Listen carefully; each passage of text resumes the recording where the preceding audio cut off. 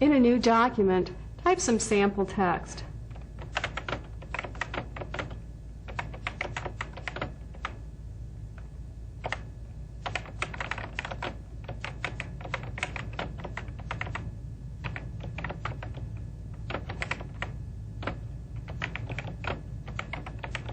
Obviously, this has intentional spelling errors.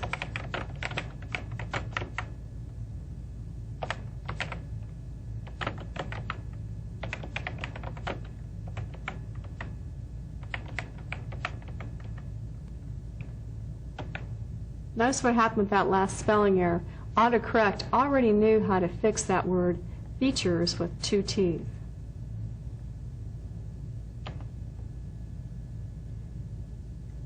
Here we have our red zigzag, which indicates a word that's not found in the spelling dictionary, either a spelling error or possibly a proper name, acronym, or technical term. Another way to know that the auto spell feature is turned on is to look in the bottom right-hand corner of your screen. Here you'll see a little book. As you're typing, a little pencil mark will go across the pages here to check each word as it's entered in. This also can be used for checking your spelling and grammar and changing some of the options. But let's go back up to our text. One way to make the change is simply to point to the word and hit your right mouse button to activate a shortcut menu. Here you will see a list of possible suggestions or choices. If it was a proper name or a word that was spelled correctly but not in the dictionary, you have the option to ignore all the errors or add the word to the dictionary so it would no longer come up as a spelling error. As we looked earlier, we could also add this error to the autocorrect list so that it would automatically be fixed for us in the event that we type it in again.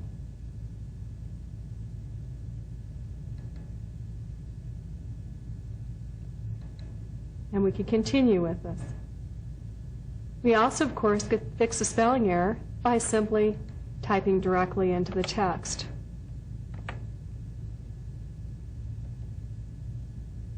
Notice now, too, the green zigzag. This indicates a grammatical error. Simply by hitting, once again, the right mouse button, we see a suggestion. If you agree, select it from the list. Even if you do not correct your mistakes at this time, the spell check will be faster later because Word is keeping track of the errors. To see a little bit more about how these proofing tools work, let's open up another practice file.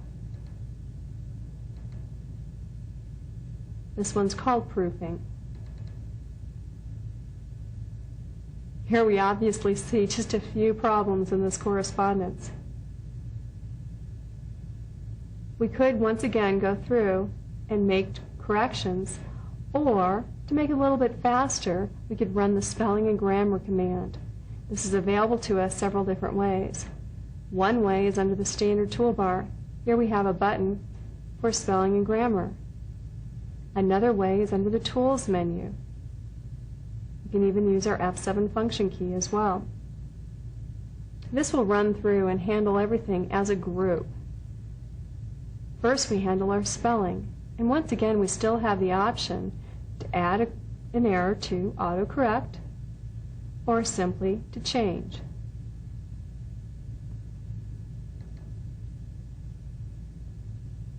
Here we have grammatical error. So this would not have been flagged as a spelling error, but it's obviously used improperly. So let's change.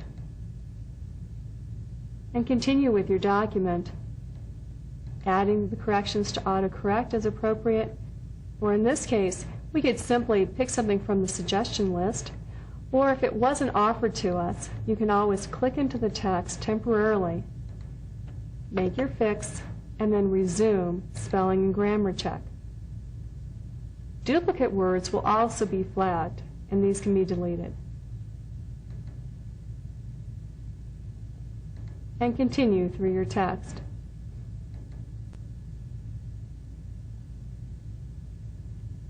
A lot of the grammatical changes and choices are up to you in determining what you think is most appropriate or even if you want to ignore that rule or just ignore this error.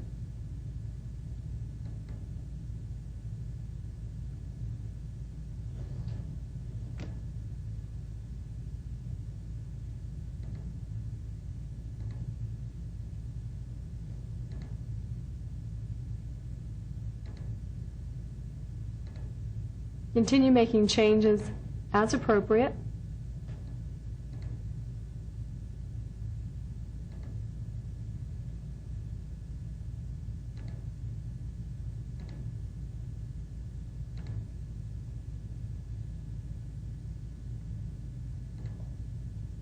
And then finally, your document is done in great condition. Another way we can make changes or interact with our spelling and grammar features is to come down to the little button that we see here on the bottom right-hand corner, hit the right mouse button, and here we have a couple options. Some people don't like to see the display of the spelling errors or the grammatical errors. They find it's too distracting on the screen, although I think it's a helpful feature. We could also look at additional options for this tool. And here you could also pick that you want to hide or check the spelling, and so on. All these options are just fine as they're currently set up, but it's certainly nice to know that it can be customized. We could also double-click on this icon to run the spell check. Let me just make an error real quickly here to show that to you.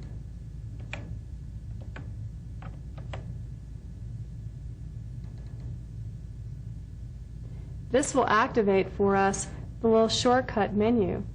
So if you find that that right mouse button is a little hard to manage, you could simply click on a word and hit that button, or double-click on it if you'd like. They'll find all the possible errors for you, and once again we'll make a change.